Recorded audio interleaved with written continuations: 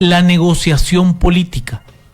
¿Cómo lograr dignificar el tener una negociación política? ¿Cómo dejar el término como eso, como una negociación y no como una tranza política como ha sido históricamente? Porque el partido Movimiento Semilla llega incluso con una cantidad de diputados superior a lo que llegaron las últimas dos administraciones. Me refiero a lo que llegó el presidente Yamatei, a lo que llegó también el presidente Morales. Pero cuando se requirió de tener una fuerza legislativa superior, los procedimientos fueron los de siempre. ¿Cómo hacer que esa negociación sea legítima, licenciada Zelaya?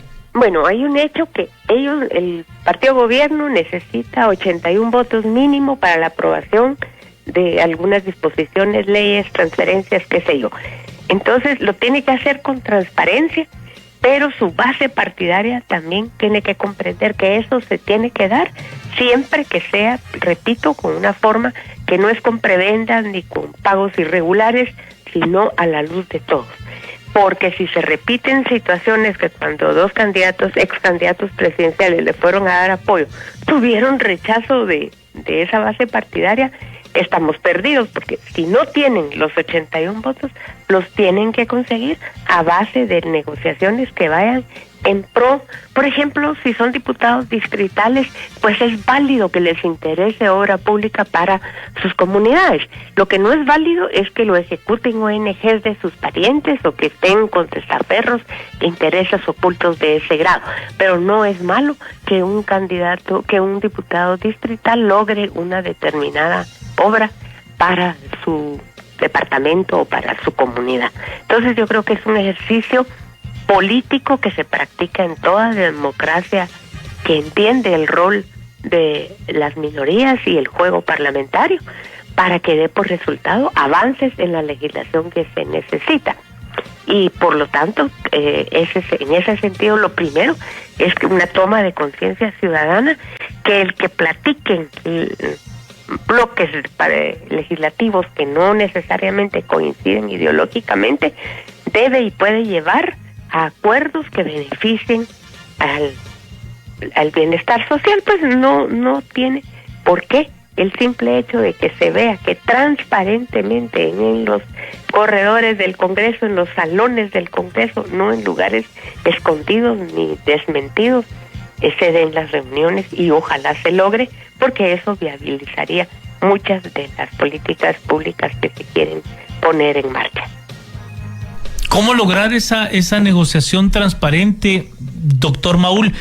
Porque la base partidaria de la cual hace mención la licenciada Zelaya, del partido Movimiento Semilla, entra en la lógica que se da también en otros países, la famosa casta de la cual habla Milei, la casta de la cual hablaban en España.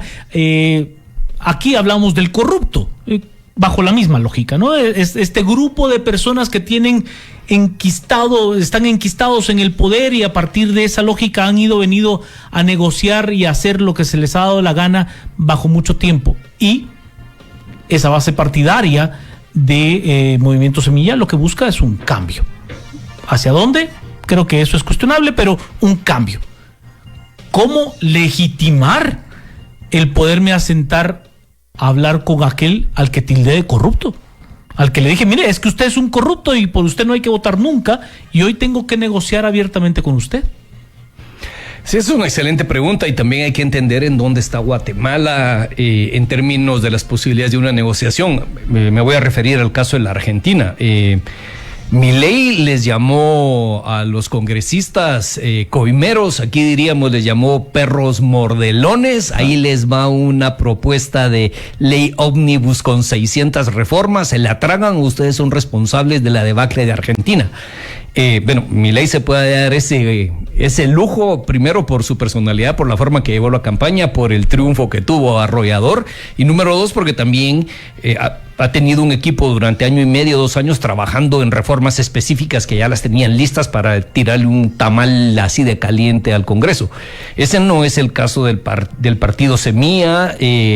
Tampoco sería propio aquí comportarse como Milei, aunque probablemente algunos se lo merezcan, pues, pero yo creo que en ese sentido hay que entender que la política es negociación. Sí, hay muchos que quizás se han somatado el pecho y han señalado que los otros partidos políticos no tienen una legitimidad, pero al final de cuentas, si no se tiene la mayoría para aprobar las disposiciones legales que se necesiten para gobernar, habrá que hacer una negociación incluso con quien a uno le disgusta, pero es que al final de cuentas eso es un poco como la diplomacia. Dicen que la diplomacia es el arte de sentarse a discutir con que uno no quisiera, pero con quien si no está sentado en la mesa no pasa nada. Entonces algo aquí pasa lo mismo. Yo no quisiera estar sentado con estos, pero sin estos tampoco se puede. Y yo sí considero que hay puntos en los cuales puede haber una convergencia de intereses, sobre todo también por un cambio de ánimo que creo que va a ocurrir paulatinamente conforme el nuevo gobierno se consolide, y es ciertos diputados de primer ingreso que realmente no han estado sujetos ni conocen esa forma en que funciona el Congreso, podrán estar mucho más abiertos a poder llegar a acuerdos en los cuales pues los políticos al final suman y restan votos, pero hay suficientes propuestas en las cuales no solo se beneficia el gobierno de turno, sino también se pudieran beneficiar en el punto específico diputados que tienen algún interés particular en distintos temas. Ya mencionaba Raquel a los diputados distritales. Asimismo pueden haber otros temas como el tema de la salud, como el tema de la infraestructura, como el tema de la educación, donde se pudieran llegar a acuerdos. Lo que sí es claro, y eso es algo que nos atañe a todos, es que tampoco la oposición puede empezar desde el día 14 a las 16 horas a hacer una oposición intransigente durante 4 años, porque eso al final no solo atrancaría al nuevo gobierno, no solo haría que la maquinaria del sector público no funcione bien, sino también atrancaría al país. Y otros 4 años de una situación de polarización, de confrontación, de una guerra de desgaste, no solo no le conviene al gobierno, sino no nos conviene a todos los guatemaltecos por el cúmulo de factores y situaciones que deben ser abordadas y necesitan ser cambiadas. Entonces, yo así apelaría a una comprensión y a una necesidad compartida por todos de llegar a acuerdos mínimos en temas claves. También hay que entender que la oposición tiene su punto de vista, tiene su legitimidad democrática y habrá que acercar posturas. No es simplemente de imponer un poco al estilo Milei, pero bueno, la situación de la Argentina es una situación mucho más grave. En Guatemala no estamos ni por asomo ahí, entonces hay más oportunidad de una negociación. Pero sí, la negociación implica dar y recibir e implica sentarse con quien uno no quisiera sentarse, pero eso es parte de la madurez democrática que esperemos tenga el nuevo gobierno.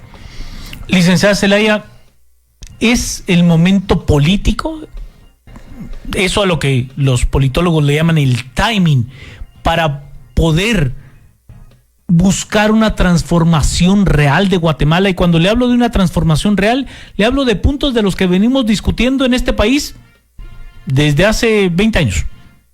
Reforma tributaria, cambios a la ley de compras y contrataciones del Estado, compras al servicio de reformas a la ley electoral y de partidos políticos, a la ley del servicio civil. ¿Es el momento político para buscar esa transformación con la victoria electoral del doctor Arévalo, o no tendrá, al menos a ojo inicial, a ojo a priori, el poder para poder generar ese cambio transformador? Pues para todos los gobiernos su primer año es el más adecuado para las reformas más fundamentales que quieran emprender.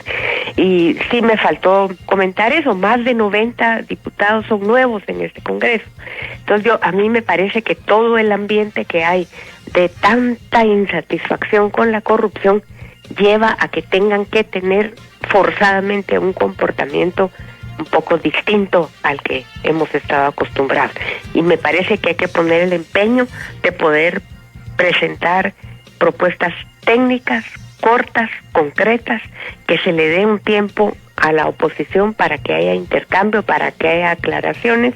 Y en esto creo que el perfil del presidente Arévalo se presta por toda su experiencia internacional en acercar posiciones, en mediación, en resolución de conflictos, porque efectivamente no veo yo que a un tercer año de gobierno ningún gobierno haya logrado este tipo de modificaciones que usted menciona, y que creo que se le han venido ya poniendo atención con un cúmulo de propuestas propuestas que ya están elaboradas y que unas están, por ejemplo, en servicio civil alguien dice, no, basta con algunos reglamentos, otros dicen un cambio total, otros dicen esto tiene que ver con gobierno abierto. Bueno, pues todas las posiciones que hayan al respecto hay que preocuparse de que tengan una base técnica, una base documentada de data, de información, de perspectiva, para poder realmente acercar posiciones entre los que sea necesario para una mayoría simple, al menos en el Congreso.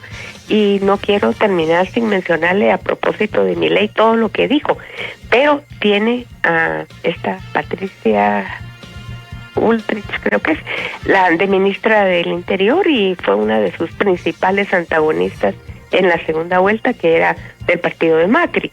Entonces, él mismo sabe que una cosa es estar en campaña y otra es gobernar, donde ya se necesita un entendimiento de que todos los partidos tienen un espacio de representación, un espacio de base partidaria, y que es mejor tener entendidos con los que sean más susceptibles de permearse a esa necesidad que tiene Guatemala.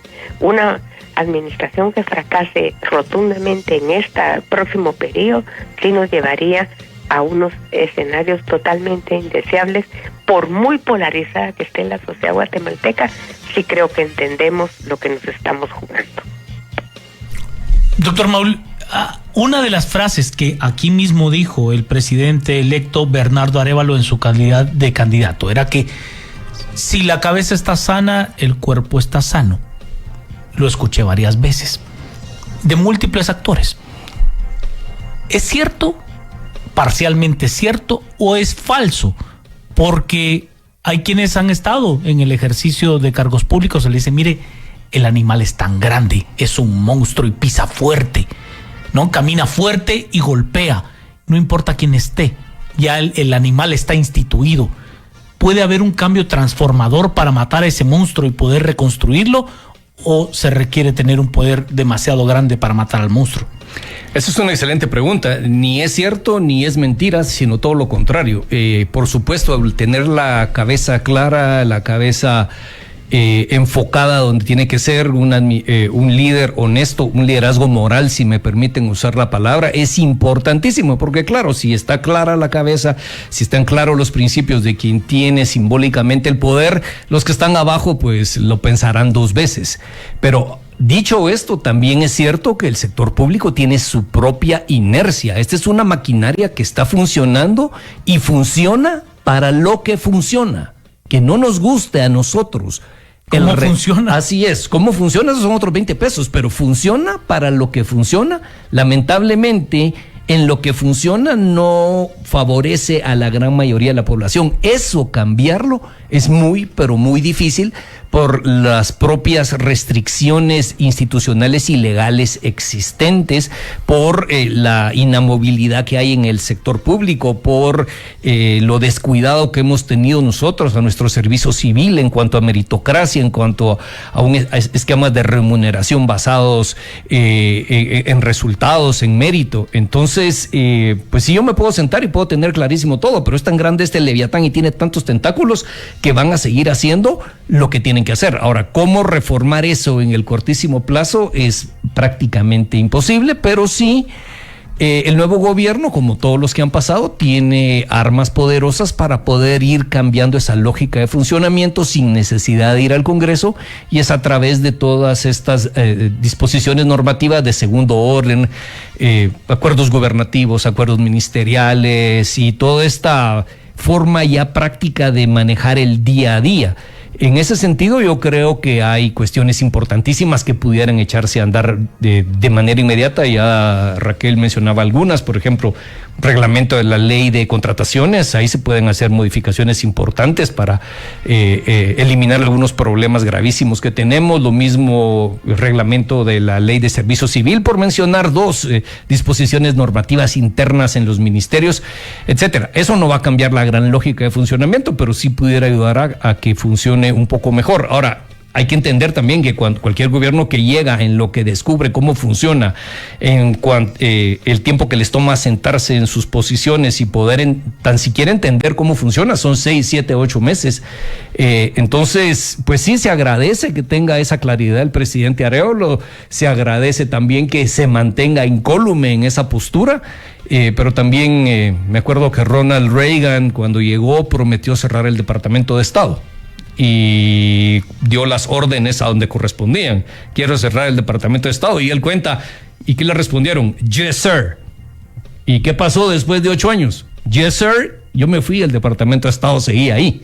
Entonces, creo que esa es una lección que el nuevo gobierno y sobre todo la base de juventud que tiene van a tener que reconocer y aprender y en carne propia, y es que es muy fácil escribir en un pizarrón, es muy fácil escribir un documento académico, pero ya echarlo a andar en la práctica es muy, muy difícil, y con la particular característica que tiene funcionamiento el sector público guatemalteco, es tardado, es lento, da pocos resultados, y yo lo que les deseo es que no se frustren, porque después de la frustración a uno le dan ganas de salir huyendo, pero aquí hay que aguantar esta peña 4 años y hacer lo mejor que se pueda para dejar una mejor situación al siguiente gobierno. Yo por eso quiero rescatar lo que decía Raquel. Realmente no podemos apostar a que este gobierno fracase, seamos o no simpatizantes de su forma de ver el mundo, porque el fracaso de este gobierno al final de cuentas es más frustración y postración para un país que tenemos 10, 12 años de estar esperando que algo pase, y simplemente es un gobierno de transición que manejan la cosa, que tiene sus crisis particulares, pero no vemos un real cambio de dirección hacia algo que podamos soñar los guatemaltecos con un mejor futuro para el país y con un gobierno que de verdad dé los resultados que la población espera. Pausa, ya regresamos a